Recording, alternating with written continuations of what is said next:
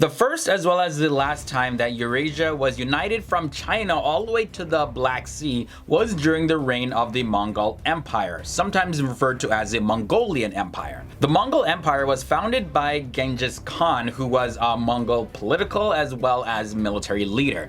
Now, due to their politics and smarts, the Mongols were able to control a large amount of land in a very short period of time. So let's dive right in and learn some of the history of the Mongol Empire. Hey, what's happening, everybody? My name is Leroy Kenton. Thanks for tuning in to another episode of FTD Facts. This is a channel where we teach you facts and information about the different countries, cultures, and people from all around the world. And now we're diving into the Mongol Empire. So if you want to see more videos like this, leave a like on this episode and subscribe if this is your first time here to be notified of future episodes like this.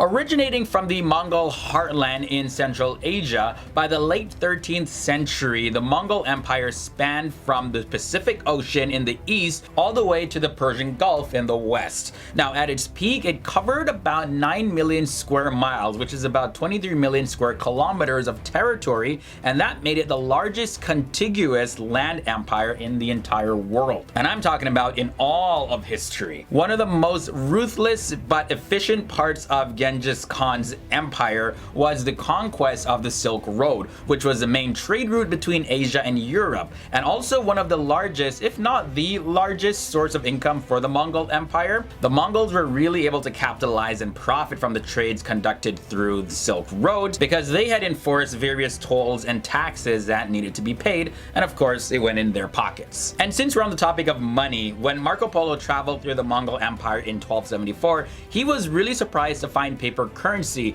and this was completely unknown at the time in medieval Europe. And this currency was completely backed by precious metals and silk, and throughout the empire, the Chinese silver ingot was the money of the public account, but then paper money was used in China and the eastern portions of the empire. Then under the reign of Kublai Khan, the paper currency became the medium of exchange for all kinds of purposes. And if you don't know, Kublai Khan was the grandson of Genghis Khan, who founded the Yuan dynasty and reigned between 1260 AD and 1294 AD. He was a person that founded Mongolian language school back in the year 1269 AD. Now I want to get into the religion and the spirituality of the Mongol Empire. Tengri was the main deity, and as humans we were able to communicate with this deity. Due to this belief system, the Mongols were really accommodating and welcoming to other religions, and actually they protected Christians and Buddhists who were persecuted. In their religion, they also considered high places as very sacred. This was because the higher a place was means that it was just closer to heaven,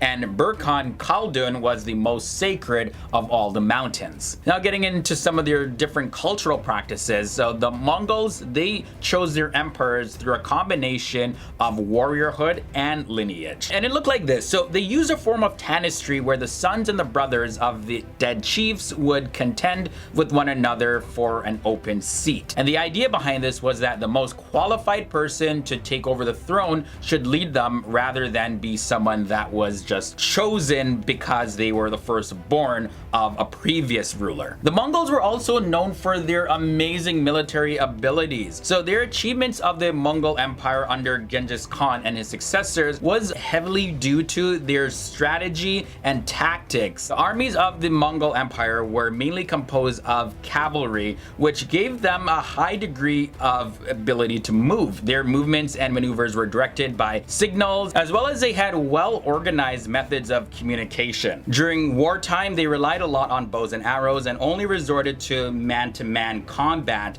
only after they really dismantled and disorganized the enemy. Another big contributing factor to their successes was their use of spies as well as propaganda. So before attacking, they usually would ask for the other side to voluntarily surrender, and if it was accepted, they could live. However, if there was any sort of resistance, they would be overcome by a lot of slaughter and enslavement, and they would only keep alive those who felt were skillful and could be used inside of their Empire. So the Mongol armies oftentimes consisted just of a small amount of ethnic Mongols. One of their main tactics also was to trick the enemy to think that they had a lot more soldiers than they actually did. Many warriors had up to 6 horses with them, and they also put stuffed dummies on top of these horses. They would also attach sticks to the horses' tails in order to make a bigger cloud of dust so that the enemy could think that there's a large amount of forces coming towards them and get scared because they see this big dust cloud. The Mongols also ended the Islamic Golden Age, and this was marked when the Mongols completely destroyed Baghdad